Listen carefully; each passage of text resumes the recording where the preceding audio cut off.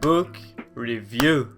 Yo, today I want to talk about something slightly different from what I usually cover on this channel, but I hope you'll still stick around. Today I want to talk about my favorite book that isn't a manga, Ningen Shikaku, or No Longer Human if you're not a fucking weeb, by Osamu Dazai. This video is going to be split into two halves because I want people to enjoy it whether they've already read it or not. So in the first half I'm going to be presenting the story as well as a few notable adaptations that I think are worth checking out. And in the second half I'm gonna start spoiling and going more in depth, attempting to analyze the work's main themes and explain why I love it so much. So No Longer Human is a semi-autobiographical tale retracing its author Osamu Dazai's life, only slightly romanticized. In it, Dazai doesn't shy away from exploring the deepest, darkest places of his mind, giving us a full portrait of his bleak and very nihilistic view on life. The story is divided into 3 notebooks that Dazai supposedly found, these notebooks being the protagonist Yozo's personal diary, retrospecting on his childhood in the first one, then his teenage years in the second one, and finally, his adulthood in the third one. In those diaries, Yozo describes his inability to relate to and comprehend others, as well as his feeling of detachment to the very notion of what it means to be a human being. Before I go any further, I'd like to share the disturbing context in which it was written and why I think that this book really isn't for everyone. If you've been consuming Japanese media for a while, you're probably familiar with the name Osamu Dazai. He's one of the pillars of modern Japanese literature. He's been referenced in countless anime. One of the main characters of Bungo Stray Dogs is literally named Osamu Dazai. What you may not know, however, is that he had a very rough life, with a lifetime battle with depression, drug addiction, alcoholism, abuse, and the list goes on and on. I don't want to go too much into it because talking about his life is basically like spoiling the story since, as I've said, it's a semi-autobiographical tale. It's about his real life with only some minor changes here and there, so Yozo is just a puppet for Dazai to express his struggles and insecurities. What I find unsettling about this is that Yozo is depicted as a natural outcast. Even when he looks back on his earliest memories, he explains that interacting with others was a joyless, daunting task for him, but that at the same time he was terrified about the thought that he was the only one who was entirely unlike the rest. So from a very young age, in an attempt to fit in and get attention, he started developing characters, putting on a different mask depending on who he was interacting with. He was the class clown, the troublemaker, the funny, carefree kid. As long as I can make them laugh, it doesn't matter how, I'll be alright.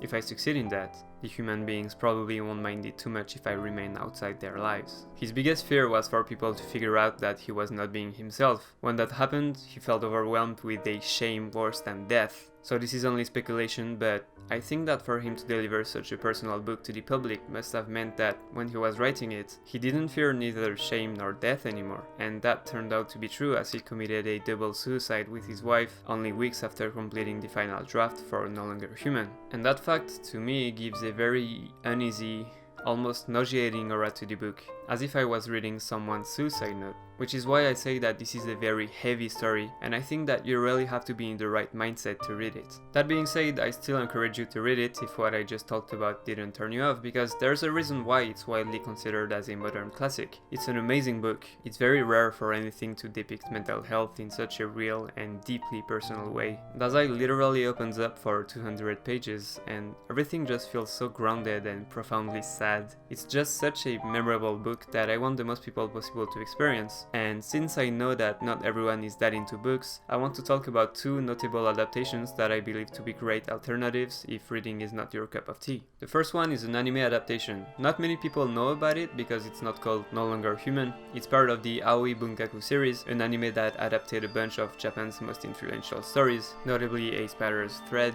Hashire Melos, and the subject of today's video, No Longer Human. Quick side note, but every arc of this anime has a different staff behind it, so the style is always shifting. So if you do decide to watch it because of No Longer Human, you might as well watch the whole thing because it's really cool. The anime is 12 episodes long in total, and the No Longer Human arc takes place in the first 4, making it the quickest way to experience the story since 4 episodes represent about an hour and a half of watch time. Now, why do I believe that this is a great adaptation deserving of your time? Well, first of all, it pretty much has a dream team working on it. It's made by Studio Madhouse, which is such a god tier studio that just listing every classic they produced will take a video in itself. They worked on Death Note, Hunter x Hunter, Perfect Blue, Tatami Galaxy, Kaiji, Hajime no Ippo, dude, I could talk all day and not be done listing their masterpieces. It's actually insane. All of this to say that they make some pretty good shit, and the Aoi Bunkaku series started airing about 2 years after the completion of the Death Note anime, so it retained a lot of its stuff, which is amazing news because everybody knows how good the Death Note anime was. The icing on the cake here though is that the original Kara design for the No Longer Human arc was made by none other than Takeshi Obata, Death Note's illustrator, which is amazing in itself, but is even more amazing in this case specifically because No Longer Human shares a lot of similarities with Death Note tone-wise. It's a very serious psychological story that takes place in the character's head most of the time. I don't think that anybody would have been more fitted to illustrate it than Takeshi Obata, and he did an amazing job here. He obviously had a very good understanding of the characters. They look exactly like what you'd expect them to look like from reading the book.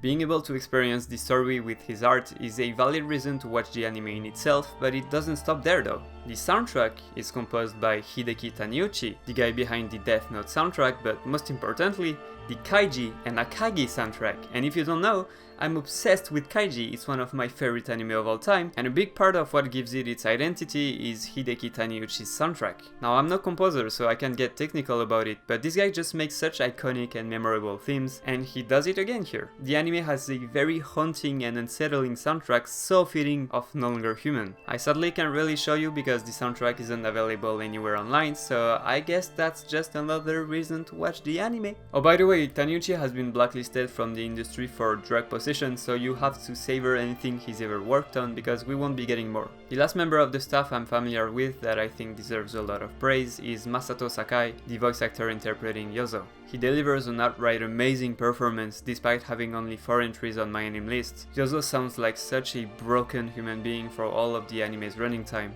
He has some downright chilling lines, dude. 皆さん、僕が弱いから悪いんです。すみません。生まれてきてすみません。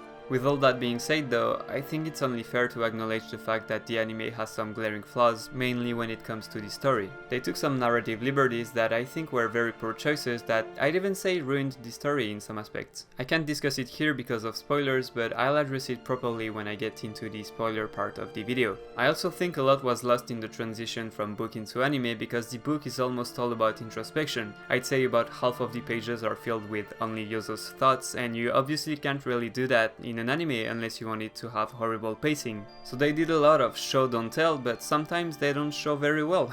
So if you haven't read the book, you may be confused as to why X character reacts in Y way to Z situation. Overall, the flaws don't overshadow the strength of the anime though, so I really do recommend it if you're interested in giving it a shot. The second adaptation I want to talk about is the Junji Ito manga, and before I say anything else, I want to apologize for the drop of visual quality that's gonna be happening while I talk about it, but it hasn't been scannalized online, which means that I have to use my physical copy to illustrate what I'm talking about, so it's gonna look bad for a while there. I'm sorry. Honestly, I'm tempted to keep this whole section as short as it's by Junji Ito, that's more than enough reasons to read it by itself, but I'll try not to be that guy.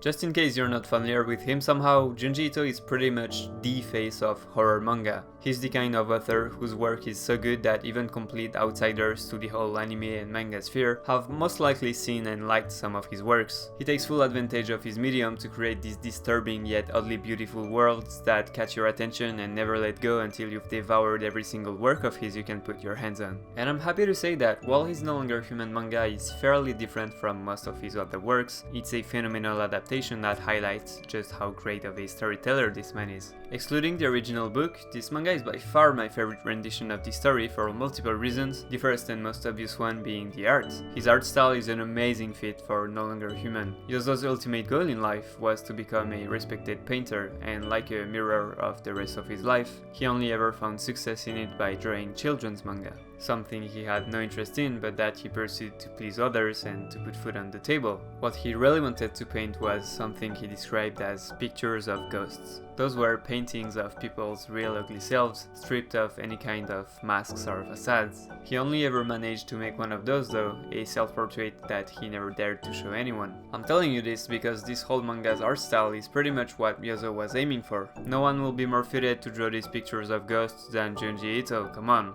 He also used the fact that this is a manga to create a lot of great visual metaphors that, in this case, do actually manage to properly show don't tell. You know how I say that he draws these disturbing yet oddly beautiful worlds? Since this manga is not 100% horror focused, it allowed him to draw some genuinely beautiful panels without the disturbing part. What I have in mind while writing this is this gorgeous double-page spread of Yozo and Yoshiko riding a bike through cherry blossoms. I can't stop looking at it. Just look at it. It looks so good.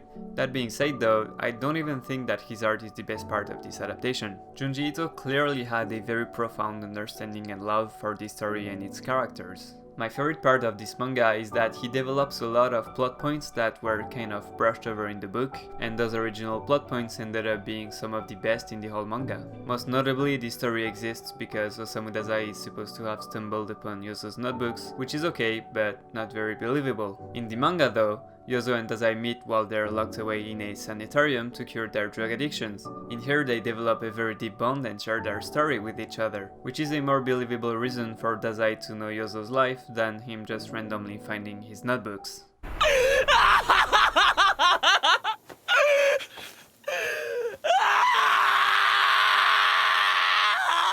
There's also a completely original scene in which we follow what appears to be Yozo's descent to hell while he's tripping on drugs. And this scene is fucking amazing, dude. It's the cream of the crop. I love it.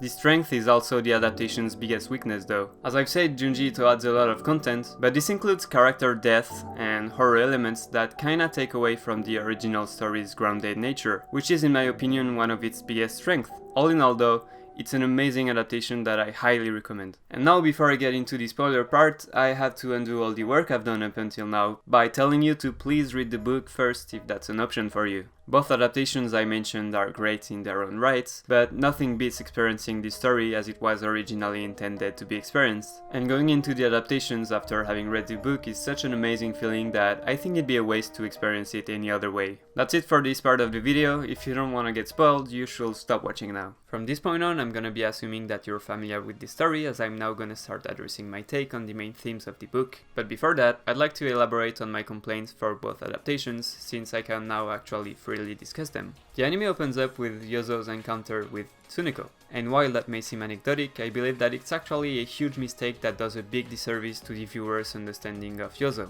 Tsuneko is the only human being that he ever loved in his entire life. She's the only person on Earth that he felt at ease around, without having to put on any kind of front, and that's a humongous deal. The thing is that since the anime opens up with that, to the viewer it just feels like a random girl that the protagonist happens to meet and like, just a random romance. You don't have any context behind it to help you understand why it's such a big deal. In the book, by the time he meets Tsuneko, we've witnessed his entire childhood and adolescence, and we already have a pretty good understanding of his struggle to connect with others, so it's almost shocking to see him fully open up to and embrace another human being. That's not even my main complaint though, this is mostly a nitpick. The biggest mistake the anime does in my opinion is how it handles the double suicide scene. In the book, it's almost brushed over. There's really not a lot of details. Yozo says that they both threw themselves into the sea and he was the only one to live. That's pretty much it. This lack of detail gives space to the moral ambiguity that will fill the rest of the story. Can he be held accountable for Tsuneko's death? Is he a murderer? Every character has their own unique answer and it makes for a really interesting ethics discussion. In the anime, however, they decided to have Yozo directly push Tsuneko off the ledge, killing any kind of possible ambiguity. So yeah, in this case, okay, yeah, he's a murderer. He actively consciously pushed her. It's not a harsh ethical dilemma anymore. He obviously should be held accountable, so that tiny detail they decided to change completely ruins the second part of the narrative for me. The Junji Ito adaptation handled it a lot better in my opinion. In this one they both decide to throw themselves into the sea, but also try to overdose on pills to have no chance of survival. Yozo pussies out though, makes himself throw up, and doesn't jump. I think this is a great take because it highlights how terrifying the process of killing yourself is while adding a lot of depth to the character. It's pretty good. My main gripe with this adaptation is more lighthearted, but it's still a really stupid choice just added for shock value, I guess? I'm referring to the Yoshiko rape scene. This scene is the straw that broke the camel's back for Yozo. It's the moment that makes him fall into utter despair and that completely breaks him. Following it, his hair turns white from stress and he just becomes a shell of a human being. This is the most intense scene in the story, but for some reason, Junji Ito decided that it was a good idea to turn Yozo into a cuck. Like in the manga, Yozo literally creams his pants when he sees his wife getting raped. Like, I don't have any argument, but just why? Why? It's not implied anywhere in the book that he got any kind of pleasure off of it. It really was added for pure shock value to make it seem as grotesque as possible, but I think it was just very bad taste. But there we go, I don't want to spend the whole video complaining about the adaptations, so I'll stop here and get onto the analysis. For the whole duration of the book, Yozo is haunted by two entities that make his life miserable: society and himself, so I'll focus on explaining his relationship with both in this section.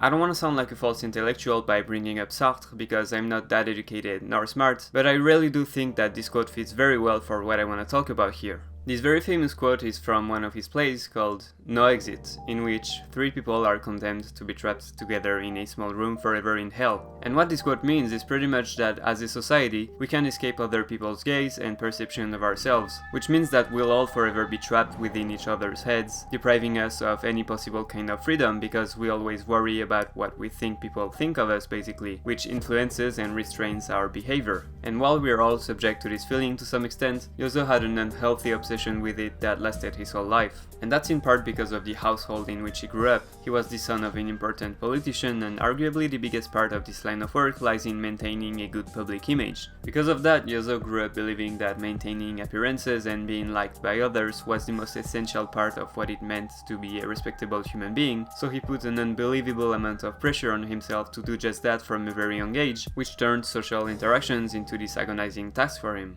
I managed to maintain on the surface a smile which never deserted my lips. This was the accommodation I offered to others, a most precarious achievement performed by me only at the cost of excruciating efforts within. Before anyone realized it, I had become an accomplished clown, a child who never spoke a single truthful word. Couple that with the fact that he was sexually abused by some of his house servants as a kid, and it's pretty easy to understand why he's always been antagonizing others so much. Following that, I'd like to address his unfortunate relationship with women. It's in big part his fault, I don't want to put the blame on the characters I'm gonna talk about, but every single intimate relationship he ever had left him more miserable than the last. There's a scene near the start of the book where Takeichi tells him that he bets a lot of women will fall for him throughout his life. Yozo then describes this compliment as a sinister prophecy, which is pretty weird as I'm sure most people would love to be popular with the opposite gender, but as the story progresses you start to understand why he's very much right.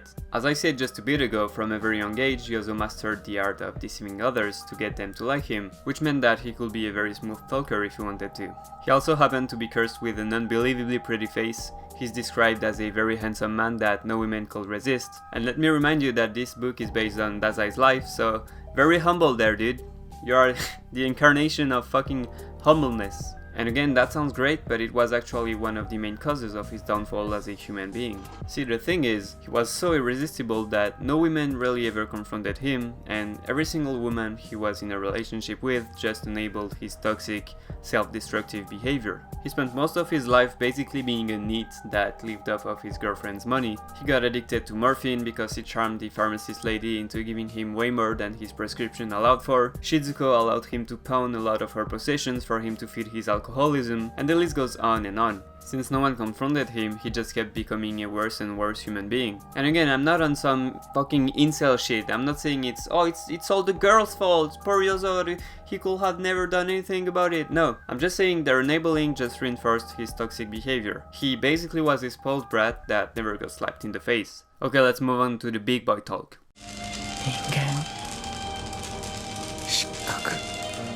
No Longer Human is the title of the book and the main idea that haunts Yozo for the whole duration of its story. The literal translation of the Japanese title Ningen Shikaku means human disqualification, or if you try to actually make it sound English, disqualified as a human being. And while No Longer Human has a lot more impact as a title, I think that disqualified as a human being makes it much easier to try to understand its meaning in relation to the story. It's actually pretty straightforward. To be disqualified, you first had to be qualified, right? So all we have to do to understand what it means to no longer being human is to find out what defines a human being in the first place. And luckily for me, most prominent characters in the story directly spell it out, so I don't have to do much work here, which is great because I'm kinda starting to get burnt out from having to think about this book every day for the past month just to write this script, so thank you. Yozo's dad believes that what defines a human being is his contribution to society. If you don't work, if you're not somehow helping your country in any way, you don't deserve to be called a human being. So the eternally jobless, aimless Yozo was only ever a source of shame and disappointment for his dad.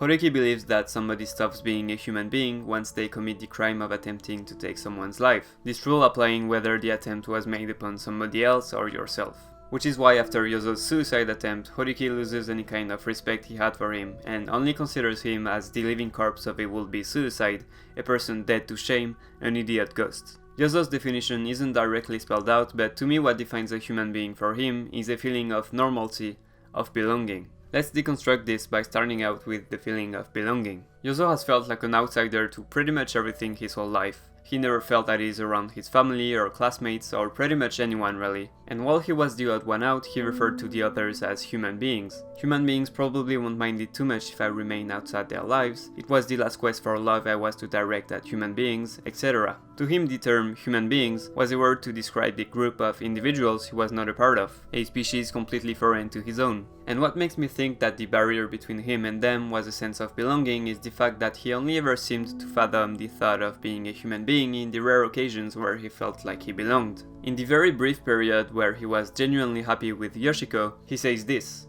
"Then, just when I had begun to entertain faintly in my breast the sweet notion that perhaps there was a chance I might turn one of these days into a human being and be spared the necessity of a horrible death, Horiki showed up again."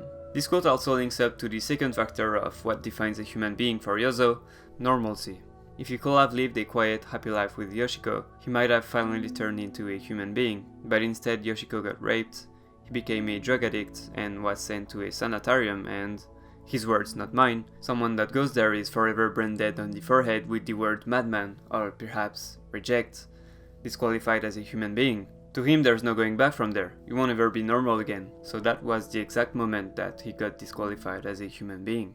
Okay, this video is really long and I think I've weeded out most people at this point, so I'd like to allow myself to go a bit more personal to end it off. I watched the Aoi Bunkaku series a long time ago, but I kinda forgot about it until I first read No Longer Human this summer, and this book was a real slap in the face for me, because the feeling of no longer being human was something that had been haunting me for years at this point. As cliché or cheesy as it sounds, to me what defines a human being is his relationships and aspirations. I think that's the thing we have that differentiates us from other animals: emotional intelligence and subjective goals, which meant that the apathetic, directionless me was nothing more than a robot on autopilot, silently waiting for the days my batteries went out. I felt like I'd strayed away from normalcy ever since the last time I'd felt genuine love for someone. I had friends, I was seeing girls, but no human being could make my heart race. So I felt like that was it for the human being me. And for my voice not cracking, that was it for my voice not cracking.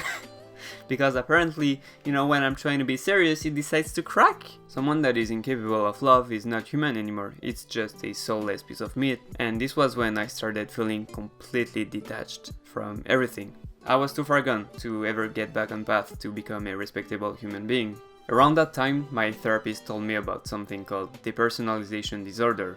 A disorder that's defined by an extreme emotional or physical numbness. A person suffering from it feels like they're observing their lives from an outside perspective, like nothing matters. And that was it. It put into words that disgusting feeling I'd had forever. Depersonalization pretty much meant dehumanization, right? Since our personality is what defines our individuality. Now, I don't think I had depersonalization disorder, but just knowing it existed kind of comforted me? Is that weird? Maybe it's weird, I don't know. I'm kind of in a better place now. I got the directionless part out of the equation, and I'm not nearly as apathetic as I was back then, but I still don't feel like a human being most of the time. I still feel very much disconnected from normal people. I have pretty good social skills, so I don't have trouble fitting in, but I just have a very hard time relating to and caring for others. I just don't feel like I belong anywhere. Yeah, I think that's pretty well put together. I easily fit in, but I'm unable to feel like I belong. That's the sentence that summarizes this whole thing. YouTuber sigh. Oh. No, it's not an apology video, but ooh, I'm so glad I'm done with this video, dude. Oh my god, I was going insane, I was going crazy, bro.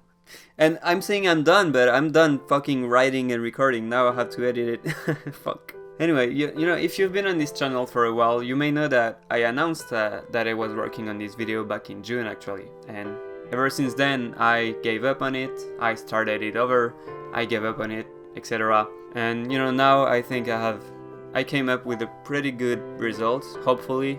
Please be good. Oh my god. If I fuck this video up, dude, I'm gonna be so mad. But no, hopefully it's gonna be good. And hopefully it's gonna be worth it. Hopefully people will enjoy it. But I am completely done with it, even though I still gotta edit the whole thing. Anyway, please, if you're still listening to this, please leave a like, subscribe, and follow me on Twitter, dude. Thank you. Let's all become human beings together. I am officially starting a campaign. Let's all be... Fuck, I forgot already. Let's all become human beings together. Yeah, that's it. Okay, see you next time, bro. I'd like to have a better upload schedule.